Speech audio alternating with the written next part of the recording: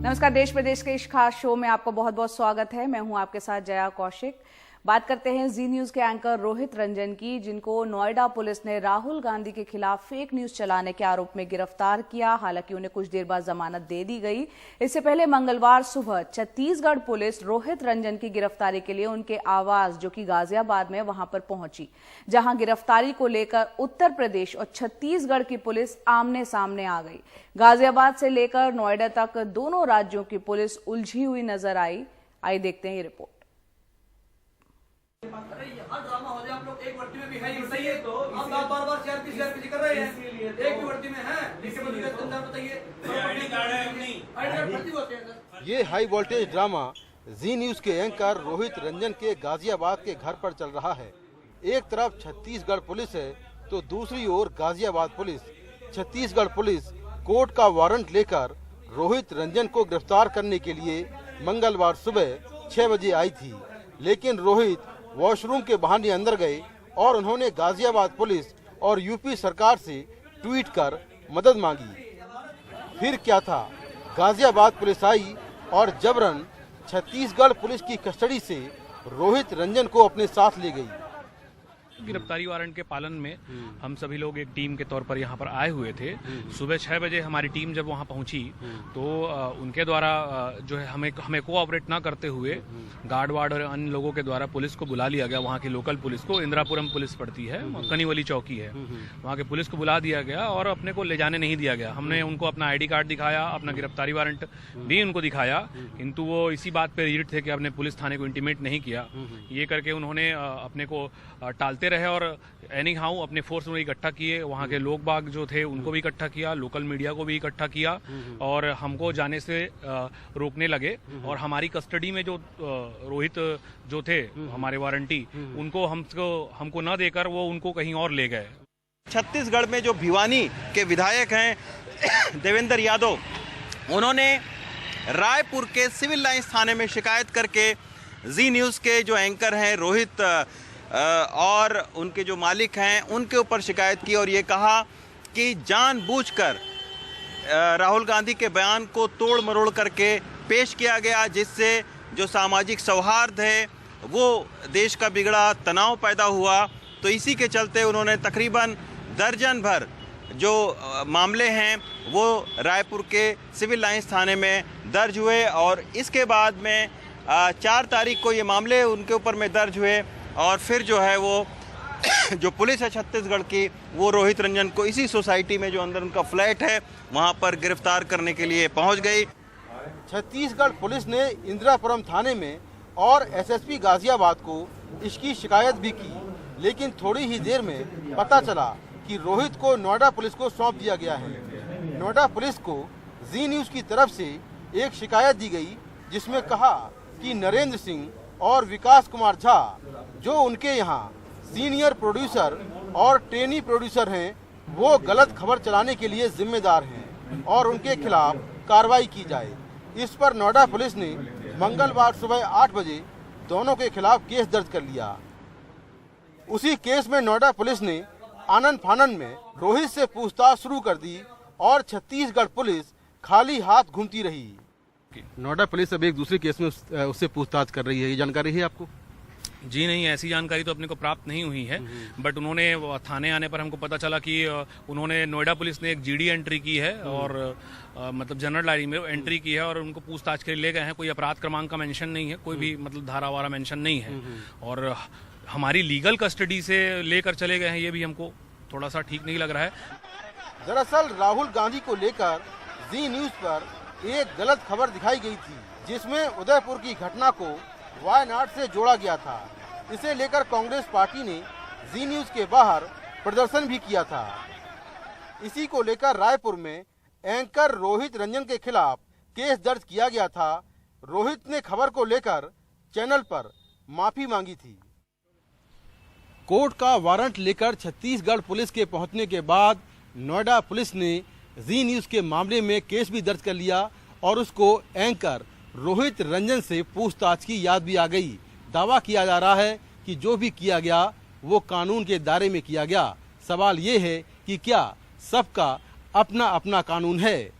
नोएडा से कैमरामैन राकेश सिंह और अपने सहयोगी रवीश रंजन शुक्ला के साथ मैं मुकेश सिंह, एनडीटीवी इंडिया। आगे बढ़ते हैं। कनाडा में एक डॉक्यूमेंट्री के पोस्टर को लेकर विवाद हो गया है। इसमें देवी काली के किरदार को सिगरेट पीते हुए दिखाया गया है। फिल्म मेकर के खिलाफ दिल्ली में भी मामले दर्ज किए गए हैं। इस बीच आगा खान म्यूजियम ने अनजाने में हुई इस गलती पर विरोध जताया। अंडर द टेंट नाम के स्लोगन के तहत जो 18 डॉक्यूमेंट्रीज यहां पर दिखाई गई थी, उनमें से एक ये विवादित डॉक्यूमेंट्री भी शामिल थी। इन सभी को आगा खान म्यूजियम में दिखाया गया था। विवाद इसी पोस्टर को लेकर खड़ा हुआ है। कनाडा में बनाई गई डॉक्यूमेंट्री के इस पोस्टर में देवी काली को सिगरेट पीते और एलजीबीटी का झंडा उठाए देखा जा सकता है। वहां पर हिंदू समुदाय के कुछ नेताओं ने इसे लेकर आपत्ति जताई। कनाडा में भारत के हाई कमीशन ने बयान जारी कर कहा है कि हमें हिंदू समुदाय के कुछ नेताओं से शिकायत मिली है कि एक फिल्म जिसके पोस्टर पर हिंदू देवताओं का निरादरपूर्ण चित्रण है, वो टोरंटो के आगा खान म्यूजियम के अंडर द टेंट प्रोजेक्ट का हिस्सा है। हमने प्रबंधकों को इस आपत्ति से अवगत कराया है। हमें ये भी जानकारी मिली है कि कुछ हिंदू ग्रुपों ने इस पर कार्रवाई के लिए अधिकारियों से संपर्क किया है। हम कनाडा के अधिकारियों और कार्यक्रम के प्रबंधकों से गुजारिश करते हैं कि फौरन ये आपत्तिजनक सामग्री हटा ली जाए। इस डॉक्यूमेंट्री को बनाने वाली भारतीय फिल्म मेकर लीना मणिमिकलाई की गिरफ्तारी की मांग सोशल मीडिया पर तो है ही, अब उनके खिलाफ दिल्ली में एक एफआईआर भी हो गई है। एक शिकायत भी मिली है जिसकी जांच हो रही है। उसके ऊपर एक एफआईआर कर दी गई है और बाकी इन्वेस्टिगेशन अभी प्रोग्रेस में है। 153A and 295A IPC Indian penal code के तहत एफआईआर की गई है। ये पहला केस नहीं है जहां पर हमने अक्रॉस कॉन्टिनेंट्स या देश के बाहर इन्वेस्टिगेशन करना हो। तो ऐसे बहुत सारे केसेस हैं, तो उसका एक प्रोसीजर है, उसको प्रोसीजर को फॉलो करते हुए इन्वेस्टिगेशन किया जाता है। इस बीच विवाद के बाद दिए कई बयानों में लीना ने कहा है कि वो बिना डरे आवाज उठाती रहेंगी। काली उनके लिए शक्ति, स्वतंत्रता और सच का प्रतीक हैं। दिल्ली से कादम्बिनी शर्मा, एनडीटीवी इंडिया। उत्तर प्रदेश के संभल में एक होटल मालिक को गिरफ्तार कर लिया गया। होटल मालिक पर आरोप है कि उसने नॉनवेज को देवी देवताओं की तस्वीर लगे एक रद्दी के पेपर में लपेटकर दे दिया था। इस पर हिंदू संगठन का गुस्सा भड़क गया। इस पर देखते हैं हमारे सहयोगी सौरभ शुक्ला की रिपोर्ट। उत्तर प्रदेश के संभल जिले में एक रेस्टोरेंट संचालक के खिलाफ धार्मिक भावनाएं आहत करने और जान से मारने की कोशिश करने का मामला दर्ज किया गया है। एफआईआर में कहा गया था कि पुलिस को सूचना मिली है कि रेस्टोरेंट का मालिक देवी देवताओं की तस्वीर वाले पेपर में मीट बेच रहा है। पुलिस के मुताबिक जब 2 पुलिसकर्मी आरोपों की जांच करने पहुंचे तो उन पर तालिब ने चाकुओं से हमला कर दिया। कल एक सूचना मिली थी, तत्काल प्रभाव से पुलिस मौके पे पहुंची। मौके पे पहुंचने के बाद वहाँ पे अवैध जो सामग्री थी और वहाँ पे मौके पे जो कुछ अवैध सामान था वो अपने कब्जे में ले आया। कब्जे में लेने के बाद संवेदनशीलता को देखते हुए पुलिस के द्वारा मुकदमा पंजीकृत कराया गया, जिसमें एक अभियुक्त तालिब गिरफ्तार करके उचित धाराओं में सुसंगत धाराओं में मुकदमा पंजीकृत कर जेल भेजा गया है। जो भी ये मामला, वहीं होटल मालिक के बेटे का कहना है कि वो अखबार रद्दी की दुकान से खरीद कर लाए थे और उन्होंने चिकन पैक करते वक्त ध्यान नहीं दिया कि अखबार में देवी दुर्गा की तस्वीर छपी है। जो अखबार वाले दे देते हैं उनको बेचने के लिए मार्केट में वो रहती थी। कहाँ से खरीदी गई थी? मार्केट से लेकर आए थे। अच्छा, फिर क्या हुआ? क्या मार्केट से लाने के बाद में उसको जैसे हम यूज़ करते हैं उसी तरीके से यूज़ कर रहे थे और उसमें इस चीज़ का ध्यान ही नहीं दिया कि उसमें मूर्ति का फोटो कब आया कब नहीं। अगर इस चीज़ तरीका का कोई ध्यान दिया जाता तो हम उस चीज़ को क्यों लगाते और हम किसी के भी धर्म के मामले में क्यों बोलते। तालिब हुसैन पर आईपीसी की धारा 153A यानी धर्म, जाति, जन्मस्थान, निवास के आधार पर विभिन्न समूहों में दुश्मनी को बढ़ावा देना, 295A जानबूझकर और दुर्भाग्यपूर्ण कृत्य, किसी भी वर्ग की धार्मिक भावनाओं को अपमानित करने का उद्देश्य, 307 हत्या के प्रयास की तहत मुकदमा दर्ज किया गया है। ये पूरा मामला उजागर किया एक हिंदूवादी संगठन ने। उसके बाद जब पुलिस वाले गए तो पुलिस का ऐसा आरोप है कि उन पर तालिब ने हमला कर दिया, तो उनकी शिकायत पर मुकदमा दर्ज किया गया है। माहौल देश में ख़राब है और ऐसे में हम सबको ध्यान रखना चाहिए कि ऐसी कोई बात या कृत्य ना करें जिससे समाज में जो खाई पटनी चाहिए वो खाई और बढ़ जाए। संभल में सहयोगी अनवर के साथ दिल्ली में Saurabh Shukla, NDTV India. Karnataka police ने अतिरिक्त पुलिस महानिदेशक को भ्रष्टाचार के आरोप में गिरफ्तार किया है। उन पर पुलिस सब इंस्पेक्टर की बहाली में भ्रष्टाचार का आरोप है। इस सिलसिले में अब तक 70 आरोपियों की गिरफ्तारी हो चुकी है। अमृतपाल कर्नाटक के अतिरिक्त पुलिस महानिदेशक हैं। उन्हें अब गिरफ्तारी के बाद सस्पेंड कर दिया गया है। मामला सब इंस्पेक्टर्स की बहाली में धांधली का है। तकरीबन 550 सब इंस्पेक्टर्स की बहाली के लिए अक्टूबर 2021 में प्रक्रिया शुरू हुई। परीक्षा का नतीजा आने पर उत्तर पुस्तिका का एक शॉट बाहर आया, जिसमें एक परीक्षार्थी ने 100 में से सिर्फ 21 सवालों का जवाब दिया था, लेकिन उसका चयन हुआ। इसके बाद हंगामा खड़ा हुआ तो जांच शुरू हुई और जो गिरफ्तारियां हुई उनमें बीजेपी की एक महिला मोर्चा की नेता समेत 40 सफल उम्मीदवार भी शामिल हैं। आरोप लग रहे हैं कि 70 लाख रुपए उम्मीदवारों से लिए गए और गिरफ्तार एडीजीपी उस वक्त रिक्रूटमेंट सेल के प्रमुख थे। सभी कार्रवाई कानून संगत है। हम किसी को भी नहीं बख्शेंगे। जांच अधिकारी है, वो स्वतंत्र है कि वो कानून के हिसाब से कार्रवाई करे। अच्छी बात यह है कि कर्नाटक में कानून का राज चल रहा है, ये साफ हो रहा है।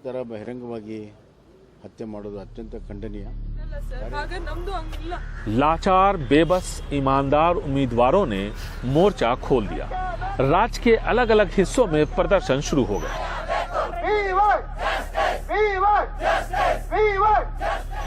अब एडीजीपी की गिरफ्तारी के बाद राजनीति शुरू हो गई है। कांग्रेस गृह मंत्री के इस्तीफे के साथ साथ इस मामले में न्यायिक जांच की मांग कर रही है। सरकार को जिम्मेदारी लेनी चाहिए। बगैर सरकार के इतना बड़ा स्कैम इतने बड़े पैमाने पर नहीं हो सकता। आधे घंटे के अंदर एडीजीपी को अस्पताल क्यों भेजा गया बिना उसके स्टेटमेंट रिकॉर्ड किए हुए, ये सब जांच का विषय है।